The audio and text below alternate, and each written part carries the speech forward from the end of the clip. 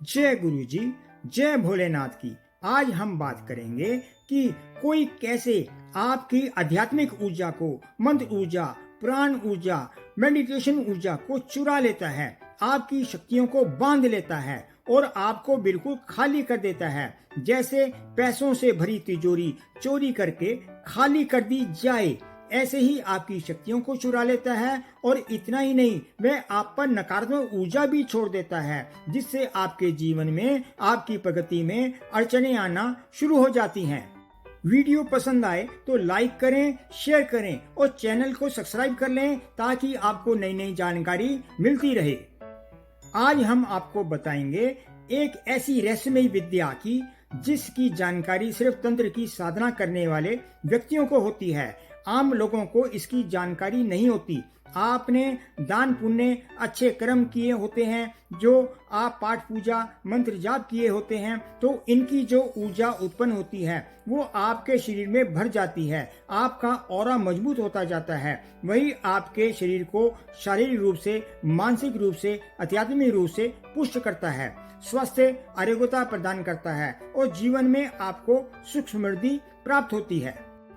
तो जब आपकी इस ऊर्जा को जब कोई चुरा लेता है, बांध लेता है, तो आपके जीवन में, आपकी प्रगति में रुकावटें, अड़चने आने लगती हैं, आपके काम बिगड़ने लगते हैं। तो आप ये सोचते हैं कि मैं इतनी पूजा पाठ करता हूँ, मंत्र जाप करता हूँ, दान पुण्य भी करता हूँ, तो मेरे जीवन में क्यों रोज रोज नई परेशानियां क्यों आ रही हैं, मेरे बनते काम क्यों बिगड़ जाते हैं। तो इसके पीछे एक कारण है। तो वे सकारात्मक ऊर्जा जो आप में भरी होती है, आपकी आध्यात्मिक कमाई होती है, वह हमारे शरीर में स्थित आज्ञा चक्र में समाई रहती है, इकट्ठी होती रहती है। तो ये वो कारण है कि किसी व्यक्ति द्वारा आपकी शक्ति को चुरा लिया गया है, खींच लिया गया है और नकारात्मक ऊर्जा को डाल दिया गया है। तो जब वो ऊर्जा आप में भरी होती है तो अनजाने में दूसरा व्यक्ति आपके उस केंद्र से, उस चक्र से आपकी सकारात्मक ऊर्जा खींच लेता है और नकारात्मक ऊर्जा शरीर में भर देता है, या फिर कुछ लोग आपकी ऊर्जा को धूमिल कर देते हैं। तो आपको बताते हैं कि आपकी शक्ति कैसे चोरी हो जाती है या कोई खींच लेता है और कैसे नकारात्मक ऊर्जा को आप पर ट्रांसफर कर दिया जाता है, कैसे आपकी आध्यात्मिक ऊर्जा को बांध दिया जाता है। और अगर आपको लगता है आपके काम नहीं बन रहे हैं, जीवन में अड़चनों का सामना करना पड़ रहा है, आपकी आध्यात्मिक प्रगति नहीं हो रही है, तो आपको क्या करना है, अपनी शक्तियों को पुनः कैसे प्राप्त करना है और उन लोगों से कैसे बचना है। तो किस गलती से जाने जाने कैसे आपकी शक्तियां चोरी हो जाती हैं या धूमिल हो जाती हैं। जैसे आप देखते हैं कि हर धर्म के छोटे बड़े सिद्ध स्थान होते हैं और कई तंत्र विद्या के जानकार वहां सिद्धि आदि प्राप्त करने के लिए वहां साधना भी करते हैं। और ऐसे मंदिरों, मजारों के पास बहुत भीड़ होती है। हजारों श्रद्धालु रोजाना दर्शन के लिए आते हैं। कई प्रकार के लोग, जिनमें आम आदमी भी होते हैं, कुछ छोटी मोटी सिद्धि प्राप्त सकारात्मक सोच के लोग भी आते हैं, कुछ नकारात्मक प्रभाव वाले लोग भी आते हैं, कुछ लोग लालच वाली दुष्ट मानसिकता वाले भी होते हैं। देखने में ऐसे लोग बहुत धार्मिक लगते हैं, लेकिन वे उसकी आड़ में अपनी तंत्र मंत्र की दुकानदारी कर रहे होते हैं। ऐसा होता है कि वे लोग धार्मिक स्थलों के आसपास बैठे होते हैं और उनके इर्द गिर्द कुछ ना कुछ लोग बैठे होते हैं, तो उनको देखने में लगता है कि कोई धार्मिक व्यक्ति है। कई बार क्या होता है, कुछ व्यक्ति हाथ में तिलक की कटोरी या कोई भस्म भरी कटोरी लिए, हाथ में कोई मोर पंख का बना झाड़ू लिए खड़े रहते हैं। तो वे कुछ दक्षिणा लेने के लिए आपको अपने पास आने का इशारा करते हैं, या वे आपके पास पहुंच जाते हैं, या फिर आप जिज्ञासावश खुद ही उनके पास पहुंच जाते हैं। क्या पता वो आदमी झाड़ा लगाकर आपको आशीर्वाद दे दे, माथे पर तिलक लगाकर या भस्म विभूति लगाकर आपकी कोई परेशानी दूर कर दे। तो आप स्वयं वहां पहुंचकर कहते हैं, बाबा जी हमें आशीर्वाद दे दीजिए, तिलक लगा दीजिए। तो ऐसा व्यक्ति जब भी आपके आज्ञा चक्र पर तिलक लगाता है तो वह उसी समय आपकी शक्ति को खींच लेता है, आपकी अकृतित आध्यात्मिक ऊर्जा चोरी हो जाती है। तो हमने पहले भी बताया कि ऐसे कुछ लोगों के पास छोटी मोटी शक्तियां होती हैं और वे लोग शक्तियों को खींचकर चोरी करके अपनी शक्तियां बढ़ाते रहते हैं।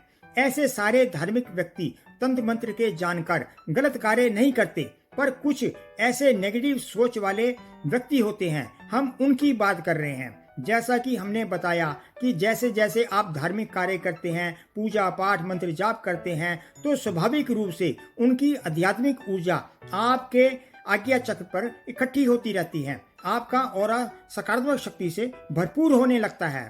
तो इन शक्तियों को आज्ञा चक्र से खींच लिया जाता है या सिर पर हाथ रखकर सहस्त्रार चक्र से खींचा जा सकता है। तो जब वह आपके तिलक लगाता है तो उसकी आड़ में वह आपकी कमाई हुई आध्यात्मिक ऊर्जा को खींच लेता है और आपको पता भी नहीं चलता और आपकी कुल देवी या देवता को अपने वश में कर लेता है। आप तो सोचते थे कि वह आपको आशीर्वाद देगा या तिलक भस्म विभूति माथे पर लगाएगा, तो आप जाने जाने में उसके पास पहुंच गए। तो ऐसे में वे लोग इस चीज का फायदा उठाते हुए आपके सिर पर हाथ रखकर आशीर्वाद देने का ढोंग करते हुए सहस्त्रार चक्र से आपकी अकृतित प्राण ऊर्जा को, आध्यात्मिक ऊर्जा को खींच लेते हैं, चुरा लेते हैं या तिलक या विभूति लगाते हुए आज्ञा चक्र से उस शक्ति को खींच लेते हैं, चुरा लेते हैं। जैसा कि बताया है, ऐसे लोग देखने में बड़े महात्मा लगते हैं। हम सभी सिद्ध पुरुषों या महात्मा की बात नहीं कर रहे हैं। कुछ नेगेटिव विचारों वाले लोग होते हैं जो कि धार्मिक होने का, महात्मा होने का ढोंग करते हैं, जो कि असल में अंदर से दुष्ट विचारों वाले स्वार्थी व्यक्ति होते हैं। तो ऐसे लोग आशीर्वाद देने के बहाने या तिलक लगाने के बहाने आपकी कमाई सारी शक्ति को चुरा लेते हैं और आप सोचते हैं कि इनके आशीर्वाद से हो सकता है कि मेरी कोई मनोकामना पूरी हो जाए। तो ऐसे लोगों का आशीर्वाद क्या फलित होगा जो पहले ही नकारात्मक स्वार्थी विचारों से भरे हुए हैं। तो ये लोग महात्मा बनने की आड़ में तंत्र मंत्र की दुकान खोलकर बैठे होते हैं। तो इनका काम ही आपको फंसाना होता है। एक तो ये आपकी सारी सकारात्मक ऊर्जा को सिर पर हाथ रखकर आशीर्वाद देने के बहाने या तिलक लगाने के बहाने से चोरी कर लेते हैं।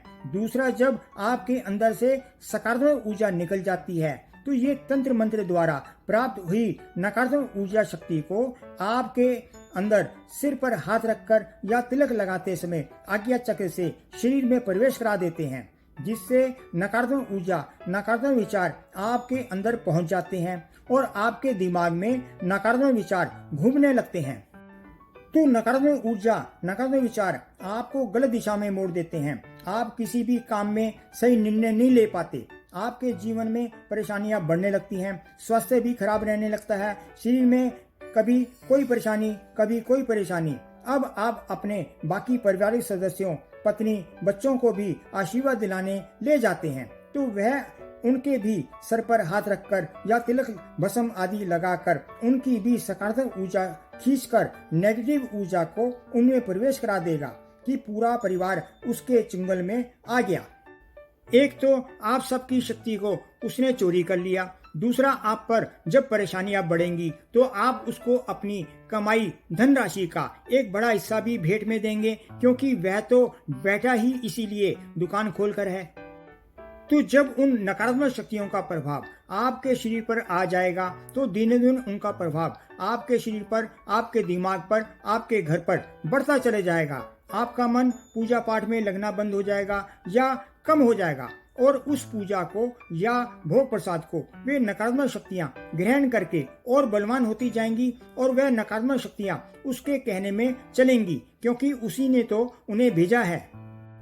तो अब आपने बचना कैसे है? एक तो आपने आशीर्वाद परिचित व्यक्ति से लेना है जिसको आप जानते हैं या जिसके बारे में सबको पता है कि यह धार्मिक सम्मानित व्यक्ति है, पंडित है, पूजा पाठी है। किसी अनजान व्यक्ति से आशीर्वाद लेने या तिलक लगवाने से बचना चाहिए, क्योंकि आप नहीं जानते कि सामने वाले व्यक्ति के दिल में, दिमाग में क्या है, वह किस प्रकार के विचारों का स्वामी है। आपने देखा होगा कि कई बार धार्मिक स्थलों के बाहर मांगने वाले खड़े रहते हैं जो दान दक्षिणा के 2-4 रुपए लेकर सबके तिलक लगाते रहते हैं। तो पैसों के चक्कर में एक के तिलक लगाकर फिर उसकी नेगेटिविटी उठाई दूसरे के माथे पर और फिर दूसरे की माथे पर से फिर तीसरे के माथे पर, तीसरे की उठाई तो चौथे के माथे पर, और ऐसे में जब कोई नेगेटिव विचारों वाला या नेगेटिविटी से भरा तिलक आपके माथे पर आज्ञा चक्र पर लगाता है, तो टच करता है, तो आज्ञा चक्र की ऊर्जा शक्ति धूमिल हो जाती है। तो ऐसा करवाने से भी बचना चाहिए और ना ही हर किसी से अपनी पत्नी बच्चों को आशीर्वाद दिलवाइए, वरना आपके शक्तियां भी चोरी हो जाएंगी और परेशानी भी आएगी और नकारात्मक शक्तियों को भी आप अपने साथ चिपका कर अपने घर ले जाएंगे। अब जब आपको लगे ये ऐसी समस्या आ गई है, किसी ने ऐसी शरारत की है, लगातार धन हानि हो, मानसिक तनाव में रहे, अज्ञात भय घबराहट हो, चेहरे का तेज कम होने लगा हो, स्वास्थ्य की परेशानी हो, सोते रहने का मन करता हो या आलस रहने लगे, तो समझ जाइए कि आपका ऑरा, आपकी प्राण ऊर्जा बांध दी गई है या चोरी हो गई है।